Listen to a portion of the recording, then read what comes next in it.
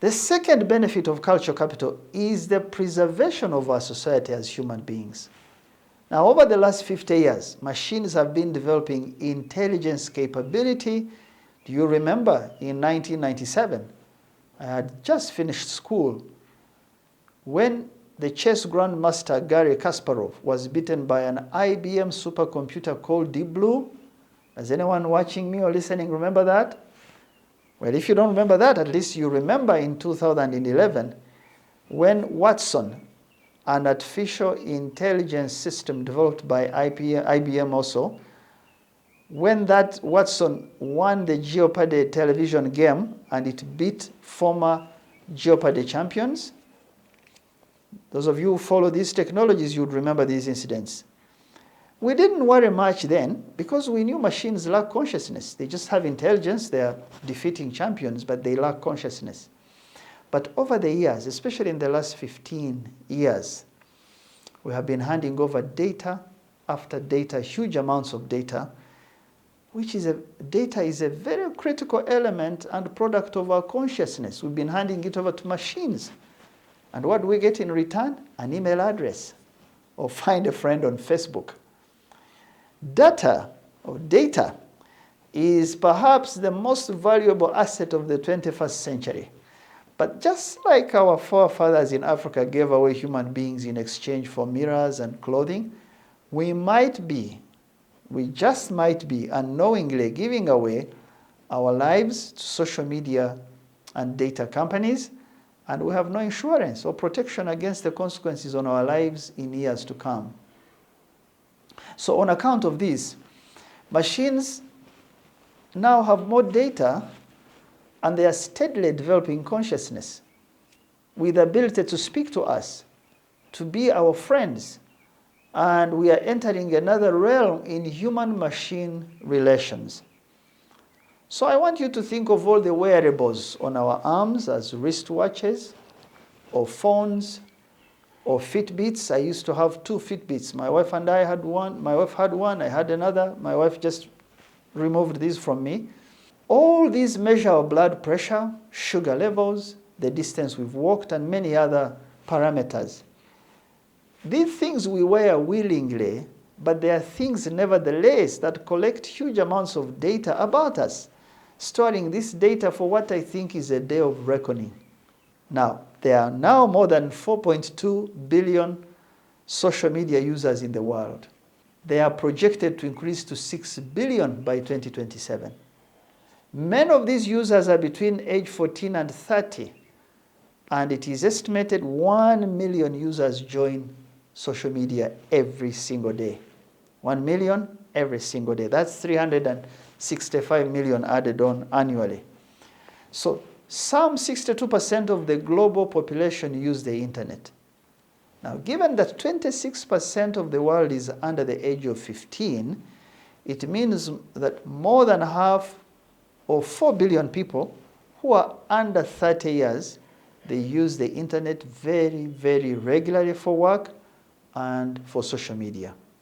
Now, because of all these things that I'm sharing with you, sociologists tell us that there is something called urbanization of consciousness. There is heightened urbanization of consciousness. And this term means that the things that used to be associated or known by people living in urban areas, now they come rapidly to both towns and villages at the same time in a daily torrential volley to all of us, educated, semi-educated, semi-illiterate, illiterate, and all these things create a culture clash, a collision of lifestyles, heightened expectations about tomorrow, yet without a plan. The social media rise has come with it high stress levels, broken relationships, mental illness. You know, the things we didn't have years back. So marriages break just based on social media. Relationships break on social media. All these create a rapid depletion of what used to be our cultural capital. They undermine conversations, normal talking conversations, because we have to text now. They undermine the healthy values to our society, so people don't speak or communicate well anymore. They are cryptic. All these cause a steady rise of negative behavior across generations. That's why you see a lot of insults on social media, because there's a wall that protects you, flimsy, you think, by insulting someone on social media. This behavior seeks to displace what has united us as human beings and what has kept us together. So I want you to remember that any business person will prefer intelligence over consciousness. Very strange, but it's true.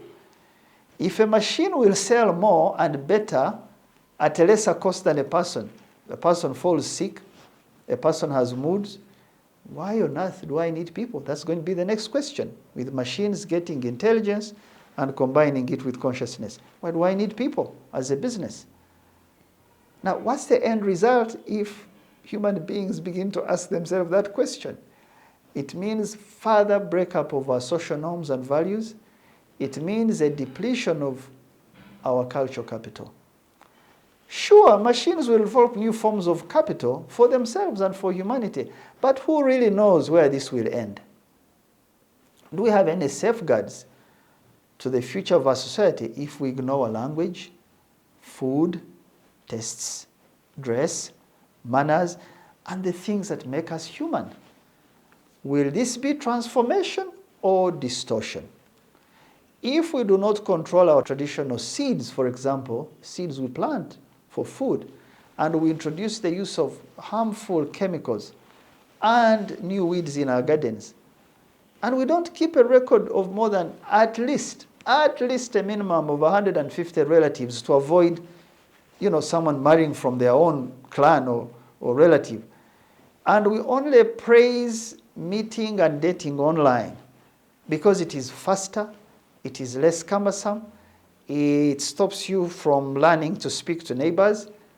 Well, what will this mean for the future of the human race, especially developing countries with weak institutions? I pose these questions to you to understand the value of cultural capital. That was point number 2, as a benefit of cultural capital, safeguarding our heritage and preserving the human race. Have a great weekend. I'd like to hear from you. Please email us at info@tapmedia.com and visit our website at www.tapmedia.com. You can also visit our offices located at Tomosi Business Park, Luzira, Port Bell Road, or call 0414 220 702. Thank you.